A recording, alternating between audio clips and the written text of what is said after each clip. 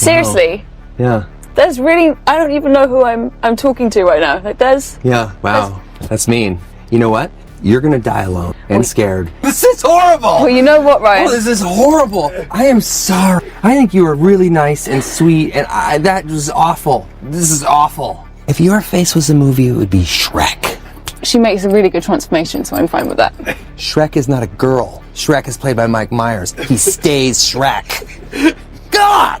It was a little bit weird for the first hour or so, but it was 3 days of shooting, just that one little piece. So, halfway through the second day, you just find yourself pantsless at the snack bar, wondering what brought you here. We should middle of the dinner once, I grabbed the camera and I went in the bathroom and I just took a picture of myself. And I just wanted to see if he would naturally edit these photos at some point. Nope. He sent it out? Yeah. So I think there's one day, I hope it doesn't happen, but there's a picture of mine floating around somewhere. There was a bit of perfect. So, I'm very grateful to Bill Corso. Covered in scar tissue. Yeah, thank you, Bill. Seriously? Yeah. At this point, I don't even know who I'm talking to anymore. The whole exchange spirals so fast, it's almost unreal. Insults flying, someone telling the other they'll die alone and scared, and suddenly we're comparing faces to Shrek. And somehow, instead of stopping there, it only gets weirder. 1 minute, they're shooting a scene. The next, someone's pantsless at the snack bar, questioning their life choices. Then there's the infamous bathroom moment. Grabbing the camera, snapping a questionable picture, and waiting to see if the editor would quietly delete it. Spoiler, he didn't. He sent it out. And now, apparently, there's a rogue photo floating around somewhere in the universe. Perfect. Hey besties, welcome back to my channel. Let's get into the real reason we're here. Blake Lively was forced to quietly concede in her motion for summary judgment that one of her most explosive allegations against Justin Baldoni, yes, that headline-grabbing claim about him describing the man bits, was not what it seemed.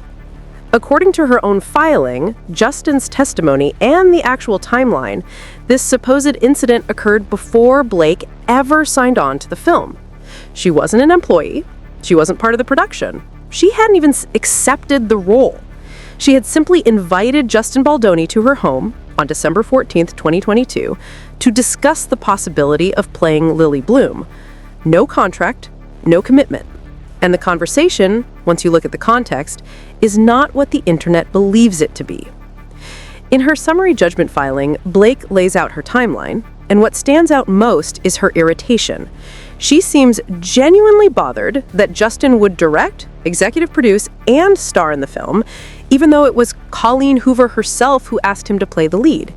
She also complains about Wayfarer appointing Heath, who has even less experience, as lead producer and president of the It Ends With Us movie LLC, the entity that hired all cast and crew. Heath oversaw Saks, an independent producer, though that's debatable. Her film company only operated for 1 year before closing in 2017 after accusations surfaced about misconduct involving her business partner. Some claim she witnessed those incidents at parties. In 2017, a dozen individuals who either worked with or encountered these incidents spoke to The Hollywood Reporter, and not a single one would go on the record. According to THR, they feared retribution from Duncan and Saks, retaliation so intense that even witnesses were afraid to be named. One of the accounts described an August dinner at Vincente in Los Angeles, where Duncan, seemingly intoxicated, allegedly tried to kiss a female producer on the lips without consent and propositioned 2 women at the table, including the producer's relative, for a threesome. The dinner was tied to the film Book Club, starring Diane Keaton, Mary Steenburgen, and Jane Fonda, which Paramount was in the process of acquiring. Saks was present at this event and, according to the report, did nothing to intervene. Another incident from December 2016 describes a crew dinner in Oklahoma during the filming of Wildlife. Duncan, again reportedly inebriated, kissed a female crew member without consent, grabbed another woman on the bottom, and encouraged a male and female crew member to shotgun smoke and kiss to pass the smoke between them. He even offered to pay for a hotel room if someone would report their sexual activities back to him. Saks was not present at that dinner, but was said to have been informed afterward. Duncan denies everything, was never sued, and eventually stepped down.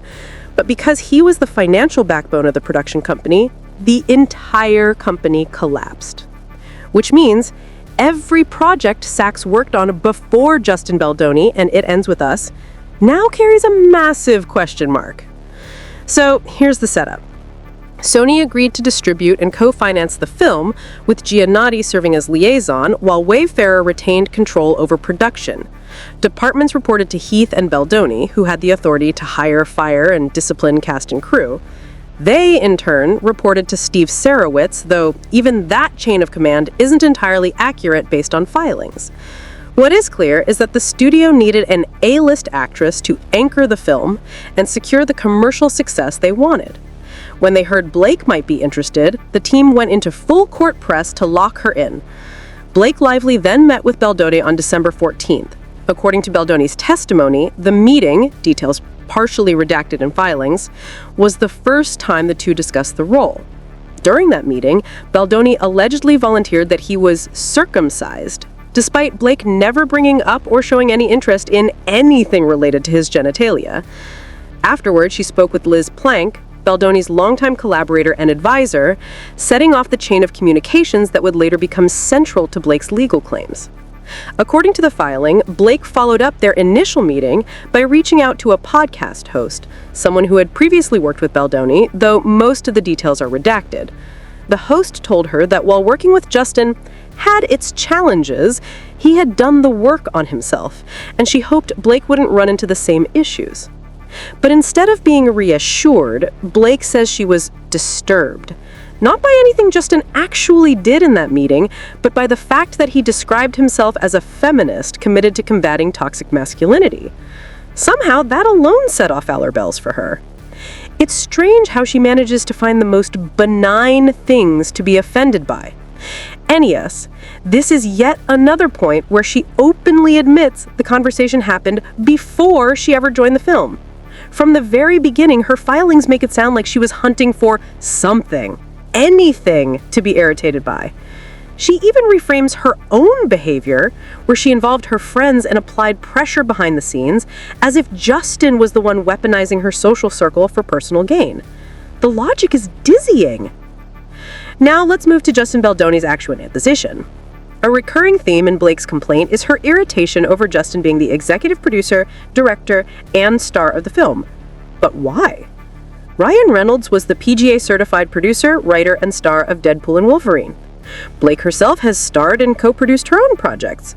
But apparently when Justin holds multiple roles, it's a problem. Got it. In the deposition, they break down Blake's first meeting with Justin. They talked about family life, and yes, Blake was heavily pregnant at the time. She already had children who were in the apartment during the meeting, and she was expecting a baby boy.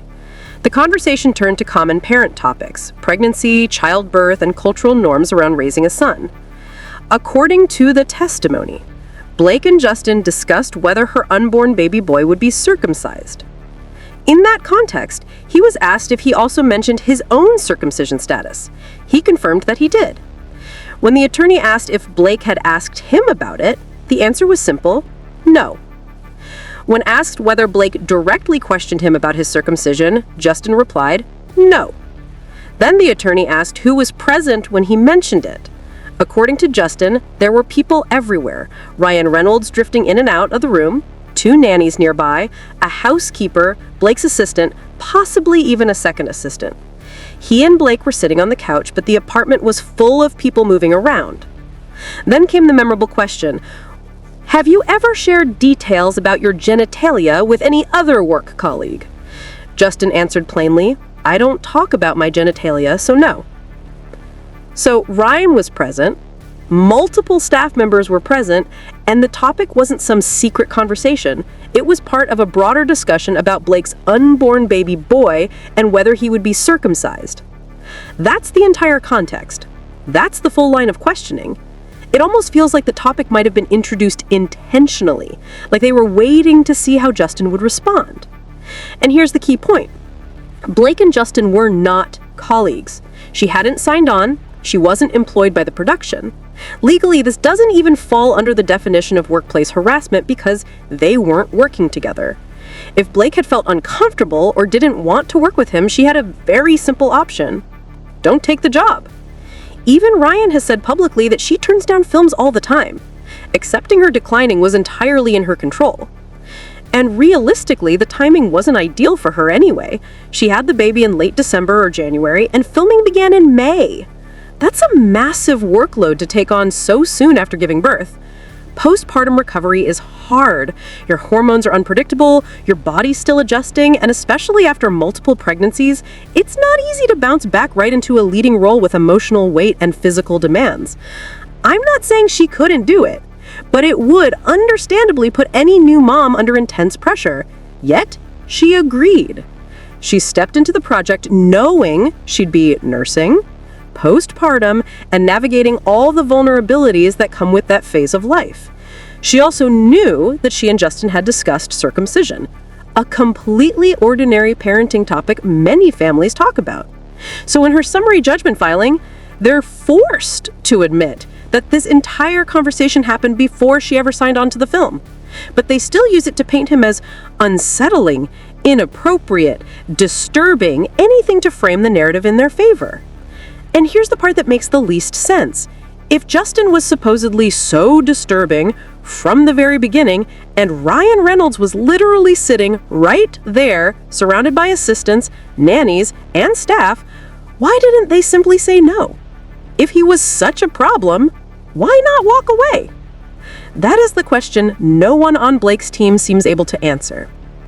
And honestly, think back when these allegations first hit the internet nearly a year ago. The big, explosive headline was that Justin discussed his genitalia with her. But the moment you learn the actual context, that they were talking about circumcision for her unborn son, and Justin mentioned he was circumcised because he was raised Jewish,